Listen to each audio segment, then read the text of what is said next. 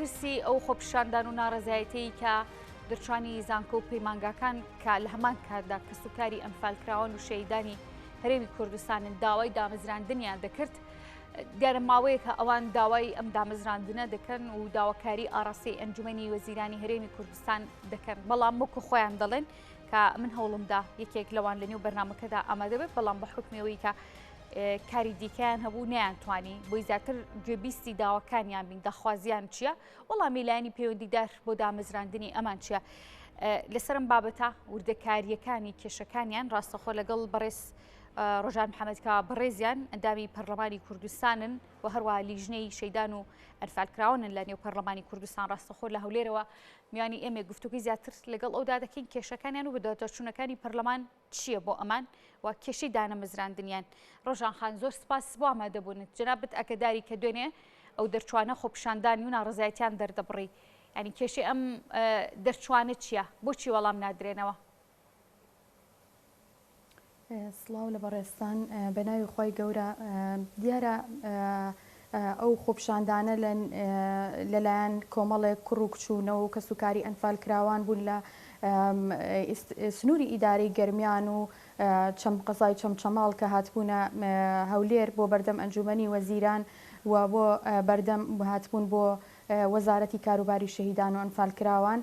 داواکەیانەوە بۆ هەموو ئەمانە دەرچووی زانکۆ و پەیمانگاکان بوون وە ڕێژەکەشیان زۆر نییە نزیکی 110 بۆ 120 کەسن و دەمێکم داواکاریەشیان هەیە کە دابمەزرێنرێن خۆی ئێمە لە هەموو کاتێک ئاماژە بەوا دێن کە بێ ئەو لەوێت لە دامەزراندن لە وەرگرتن لە زانکۆکان ئەو لەوێت بێ بۆ کەس ئەوەی کە ڕێژەیەک دیارێکرێ ئەو لەوێت بدرێ بە کە سوکاری شەهید و ئەنفالکراوان بەڵام ئەمان دیارە دەمێکە ئەم داواکاریان هەیە و پێشتر نردویانە بۆ ئەنجومەنی وەزیران و لەلایەن چەند کەسێک لە ئەنجومەنی وەزیران بەڵێنیان پێدراوە بەڵام لە ماوەی پێشووە وها وەڵامیان دراوەتەوە کە داواکەیان جێبەجێ ناکرێت و ناتوانن لە ئێستاە ئەو دابمەزرێن بەڕێری ئەم دانەمەزراندنیان چییە ڕۆژان خان دیارە هیچ مبارڕێکیان هیچ شتێکی وەهایان پێ نەوتون یعنی بۆچی دانامەزرێنێن پێشتر کە حکوومەتی هەرێمی کوردستانی و قەیرانی دارایی هەیە ناتوانم فەرمانبەر زۆرە بەڵام لە ئێستا ئێمە هەموو ئاگادارین کە لەسەرەوە بە دوواداچوونانەی کە کردومانە کە فەرمانبەر لە زۆربەی بەڕێوەبەرایەتیەکان کەم بووتەوە هەندێک خۆیان خانەنشین بوون هەندێک خۆیان ئیستیقالیان کردووە بڵین داوای وازهێنانیان کردووە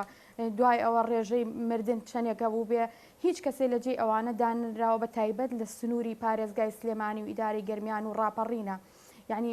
لە ئێستا نەقسی کارمەند هەیە نەقسی فەرمانبەر هەیە لەو شوێنانەیە بەڵام کە ئەمان پێیان وتراوە و توانە داتانە مەزرێنین و ئێستش وەڵامیان کردوون کە دامەزراندن نییە ئەمە خۆی لە خۆیان بۆ ئەوان جێگای نیگەرانیەوە ئەوانە هیوایەکیان هەڵچنی بوو کە ئەم داوایە کە پێشکەشیان کردووە بۆیان وەڵامیان بدەنەوە بە ئەرێنی بێ وەڵامەکەیان بەڵام بۆ شێوە وەڵامیان دراوەتەوە خۆی یەکێک لە گرفتەکان و سلبیاتەکانی نەبوونی قانونی بودجە ئەمەیە کە داهاتەکان شەفاف نەبێ ئەگەر قانونی بودجە هەبێ لە هەرێمی کوردستان و ئێمازین لە 2014 قانونە نەهاتۆتە پەرلەمانی کوردستان و حکوومەت نەیناردووە پێشتر بە بیانووی قەیرانی داراییەوە بۆ بەڵام ئێستا هیچ قەیرانێکی دارایی نییە یاسای بودجەیەکێکە لە کێشەکان بۆ دانەمەزراندنی هەم ئەم دەرچوانە و کە سوکاری ئەنفالکراوان و شەهیدان بە هەمان شێوە دەرچوانی دیکەش داوای دامەزراندن دەکەن ئەم یاسایەوە بڕیارەکەی یەکلایی بێت و ئاراستی پەرلەمان بکرێت بەڵێ دیارە ئەمە یەکێ لە سلبیاتەکانی نەبوونی قانونی بودجە ئەوەیە کە ئەم ناڕزایەتیانە دروستە بێ لە زۆر چین و توێژەکانە ئەو بۆ نمونەگەر سیرکەین نەبوونی دەرماڵی خوێندکاران کە ئێستا ناڕزایی دەرەبڕن کە دەرماڵیان نادرێت تێدا دامەزراندنی ئەوانەی دەرچووی زانکۆکان سێیەکەمەکان گرێبەستەکان کە بکرێن بە هەمیشەیی و گرفت هەیە لە لای وانە بێژەکانەوە مامۆستایانی وانە بێژ یعنی ئەمانە هەمووی گرفتن کە بەهۆی نەبوونی قانونی بودجەوەیە دیارە گەر قانونی بودجە هەبێ داهاتەکان شەفافە بێ خەرجی شەفافە بێ بەڵام لە ئێستاە پەرلەمانی کوردستان ئاگادار نییە بە شێوازێکی ڕسمی ینی هەر بە دوواداچوونی پەرلەمانتارەوە گەر پەرلەمانی کوردستان خۆی لیژنەیەک ڕاستبێرێت بە دوواداچوون کە بەڵام ئەو داتایانی کە دەستیشمانەکەوێ ینی زۆربەی کات دروست نییە دروستیتیان نییە ئەگەر ئەم قانونە هەبێ ئەوە داهات و خەرجەکانی شەفافە بێەوە ئەم ناڕزایەتیانە کەمە بێتەوە بەڵام لە سنووری ئێمە هەمومانەزانین لە سنووری پارێزگای هەولێر و دووهۆک و ئەوانە کێشەکان کەمترە لەبەرەوەی داهاتی نەو دەگەڕێتەوە لای لایەنێکی دیاریکراو لە حکوومەت کە ئەوان تعاملی پێواکەن و ئەوان ئاگادارین و کێشەی دانەمەزراندنیشانی داهاتە نازانین ینی کێشەی دانەمەزراندن هەیە بەڵام بە پێی معلوماتی ئێمە تا ئێستا دامەزراندن لەم سنوورەیە هەر کراوە ینی هەر هەیە بەڵام کێشەکە هەر هەیە خۆی بەڵام لێرەش هەیە بەڵام ئەوەندە نییە ینی کە ناڕزایەکی وای لێ بکەوێتەوە کە دیارە خۆپشاندان بکەن یان بێدەنگن یان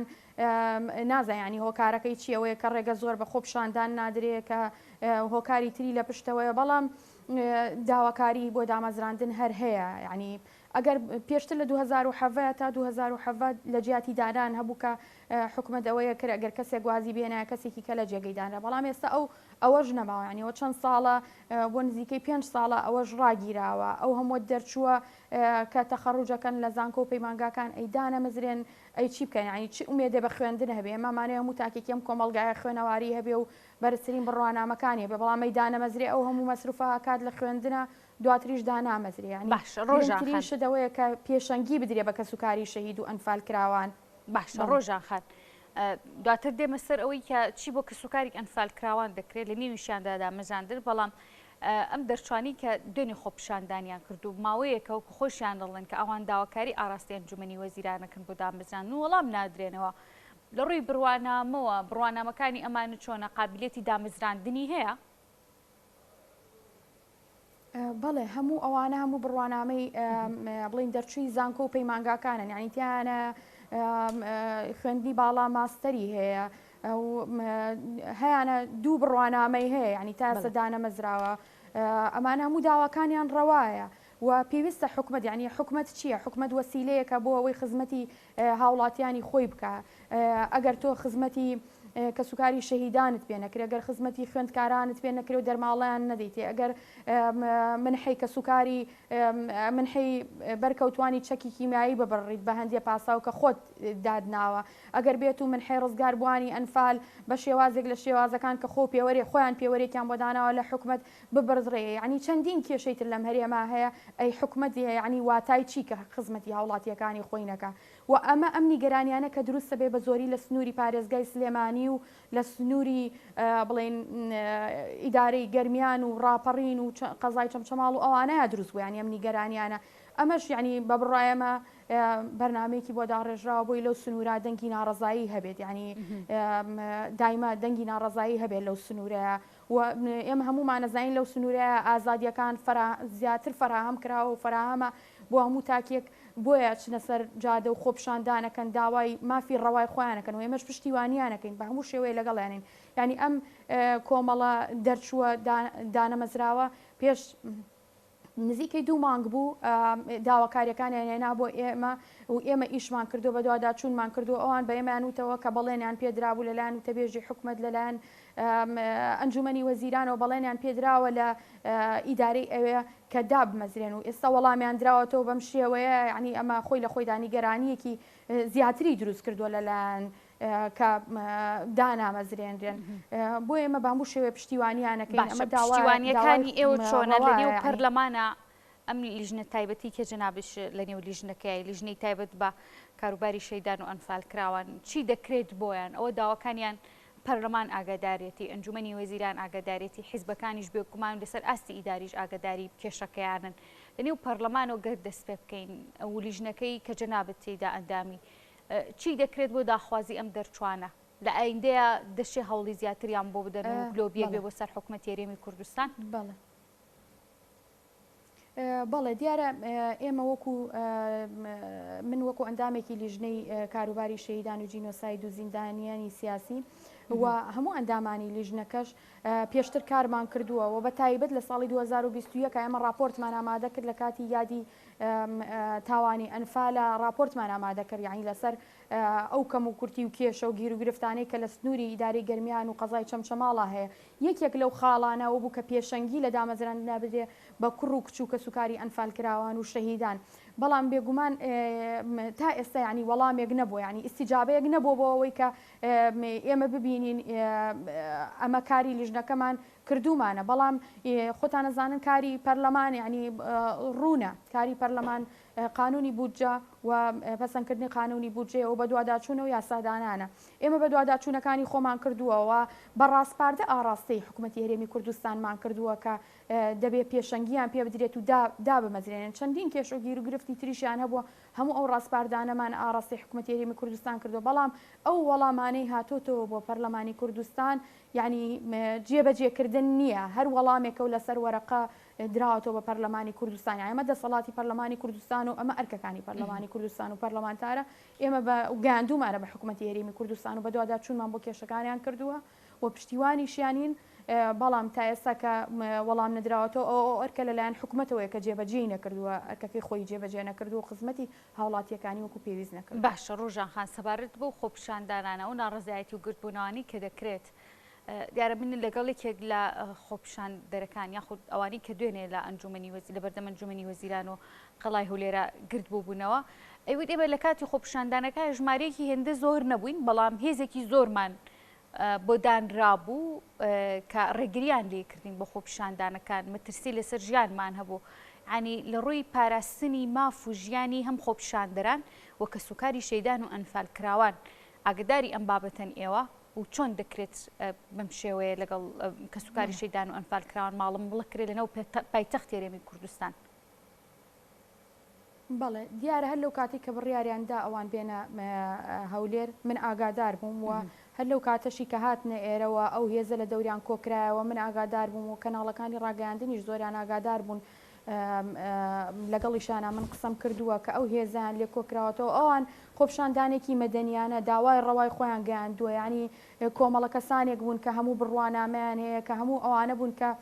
بۆ گێرە شێوێنی کەسانێک نین کە ینی وتیان ئاماژیان پێدا گێرە شێوێن بن ئەوان داوایەکیان هەبوو داواکەیان گەیاندووە بە حکوومەتی هەرێمی کوردستان و یعنی ئەگەر حکوومەتی هەرێمی کوردستان ئەو صفەتەی نەبێ ئەو ئەرکەی نەبێ کە حکوومەتی هەرێمی کوردستانە ئەوانیش نانە بەردەم ئەنجومەنی وەزیران و نانە بەردەم پەرلەمانی کوردستان و ناچنە بەردەم وەزارەتەکانی حکوومەتی هەرێمی کوردستان ئەگەر ئەوان حکوومەتی هەرێمی کوردستان ئەو صفەتەی نەبێ کە حکوومەتی ئەم هەرێمە و پێویستە خزمەتی ئەم هەرێمە بکات و ئەو ئەرکەشی لە ئەستۆیە ینی ئەوان بە شێوەیەکی خۆ مەدەنیانە هاتبوون بەڵام من خۆشم بینیم و ئاگاداریشیان کردمەوە کە ئەو هێزەی لە دەوری ئەوان کۆکرابەوە لە ڕێژەی ئەوان زیاتر بوو ینی بەداخەوە کە سوکاری ئەنفال کە سوکاری شەهیدان خۆیان خاوەنی ئەم هەرێمن کە قوربانیان داوە کە خوێنیان داوە بۆ ئەوەی کە کیانێکمانە بێت کە هەرێمی کوردستان حکوومەتێکی هەبێ کەچی هێزیان بۆ کۆکردبوونەوە و یعنی ترس بۆ لە کەسوکاری ئەنفال ترس بۆ لە کەسوکاری شەهید نازانانی من ئەمە لە حکوومەتی هەرێمی کوردستانە پرسم بەڵام ئەو هێزە هیچ یعنی ڕاستە ئەوان ترسیان هەبوو بەڵام هێزی چالاکیە مەدەنیەکان خۆیان ئاماژەیان پێەیە بەڕێز و مامەڵیان لەگەڵ کردبوون و بەڵام ئەمانیش هیچ کێشە و کێشەیەکیان دروست نەکرد بوو کە لەوێ بوون لە کاتێکا بەس نوێنەریان بوون قەرباڵغی و گرتبوونەوەیەکی زۆریاوانە کردبوو کە شێوی دروستکات ڕۆژان خان چەند جارێک جەناب بەس لە یاسای بودجە کرد کە تا ئێستا پرۆژه یاسای بودجە ئاڕاستەی پەرلەمانی کوردستان نەکراوە ئەمە کێشەیەکی دروست کرۆ بۆ دامەزراندون و کۆمەڵێک پرسی دیکە کە پێویستی هەیە بۆ یاسایە و پرۆژه یاسایەوە ئەنی چاوەڕێ دەکرێت ئەم بابەتەکەی بێتە نێو پەرلەمانی کوردستان و یەکلایی بکرێتەوە وەکو ئەندامانی پەرلەمانی کوردستانیش داواتان کردووە لە سەرۆکایەتی پەرلەمان کە چی دیکە ئەم بابەت و ئەم کێشەیە هێندە دوانەکەوێت؟ بەڵێ ئێمە دیارە هەر وەکو ئەندامانی پەرلەمان من وەکو ئەندامێکی فراکسیۆنی سەوزوە هەموو تەواوی ئەندامانی فراکسیۆنەکەمان بەناوی فراکسیۆنەوە هەموو وەرزەکانی یاسادانان ئێمە جەختمان لەسەرەوە کردوێتەوە کە قانونی بودجە بێتە ناو پەرلەمانی کوردستان و پێویستە لەسەر حکوومەتی هەرێمی کوردستان قانونی بودجە بنێرێ بۆ پەرلەمانی کوردستان بەڵام هەندێک لە ساڵەکان بەهۆی کۆرۆنا قەیرانی دارایی ئەوانە بەڵام ئێستەوە ماوەی ساڵێکی شەبێ کە قەیرانی دارایی نەماوە ئەو ئەرکی حکوومەتی هەرێمی کوردستانە قانونی بودجە بنێرێ یعنی من نازانم حکوومەتی هەرێمی کوردستان کاچن نوێنەریانە چێتە بەغا داوای ڕێکەوتنەکەن و بودجە بنێرێ بۆ هەرێمی کوردستان ئەی چۆن یعنی داوایم ڕێکەوتنە و داوای ئەم بودجەیەکەن کە خۆی قانونێکیان نییە لە ناو خۆیانە بۆ ئەوەی ئەو داهاتانە لەگەڵ ئەو داهاتێکە ئەوەی کە لە عێراقۆ دێ ئەو بودجەی کە لە عێراقۆ دێ سەرفی بکەن لە هەرێمی کوردستان هیچ کێشەی نییە بەڵکو بەبەستەکە نانێرێت تویشی لەسەر ناکرێت. بەڵێ بێگومان بە مەبەستە یعنی کە قانونی بودجە نانێرێت ئێمە زین لایەنێک لە ناو حکوومەتی هەرێمی کوردستانە ئەوێ بە تاگڕەوی بڕیار بدا و ئەوێ تاگلایەنە بڕیار بدە بۆیە یعنی ئێمە بینین ڕۆژانە پرۆژەی خزمەت گوزاری یعنی ئەکرێتەوە لەم سنووری پارێزگای هەولێر و پارێزگاکانی ئەملاوە بەڵام بۆ ئەو هەموو کێشەیە هەیە یعنی لە سنووری پارێزگای سلێمانیا لە ئیدارەی گەرمیانە ئەو جادەیە تەواو نەکراوەوە جادەی 100 مەتری ڕۆژانە کێشەی بۆ دروستە بێ یعنی هەموو پرۆژەکانی ترکە لە ناو سلێمانیا وەستێنراون ئەگەر قانونی بودجە هەبێ لە وەزارەتەکان هەموو بودجەی خۆیانیان بۆ دابین کرێەوە بەپێی تایبەتمەندیەکان فەسڵ و مادەکانی جیا بکرێتەوە ئەو کاتە هیچ کەس گلەیی نابێ ینی لەو بڕواایەدام ئەو گلەیانی کە لەسەر دامەزراندنەوە نەژەیە هەمووی چارەسەر بێ ینی ئەوە کە قانونی بودجە دەخن لای هەموو خەڵکی کوردستان شەفافە بێ و ڕوونە بێ کە حکوومەت چەندێ داهاتی هەیە و چەندێ خەرجیشەکە و لە کوێش خەرجیەکە ئەنی ئەگەر حکوومەتی هەرێمی کوردستان بۆ خۆی بیزانایە ئەو قانونی بودجەی بهێنایەتە پەرلەم بناردە بۆ پەرلەمانی کوردستان بۆ ئەوەی ئیتر ئەوەندە گلەی و ناڕەزایی دروست نەبێت و گلەی لە حکوومەتەکە نەکرێت و بەوەی کە شەفافن و نازان داهاتەکان بۆ کوێ چێ لەکوێوە دێ و خەرجیەکان لەکوێ خەرجەکرێ. بەڵێ بەڕێز ڕۆژان محەممەد کە بەڕێزیان ئەندامی پەرلەمانی کوردستانن و هەروەها ئەندامی لیژنەی شەیدان و جینۆساید و زیندانیانی سیاسی لە پەرلەمانی کوردستان زۆر سپاس بۆەوەی کە ڕاستەخۆ لە هەولێر و میانی ئەم بووی ماندوو نەبی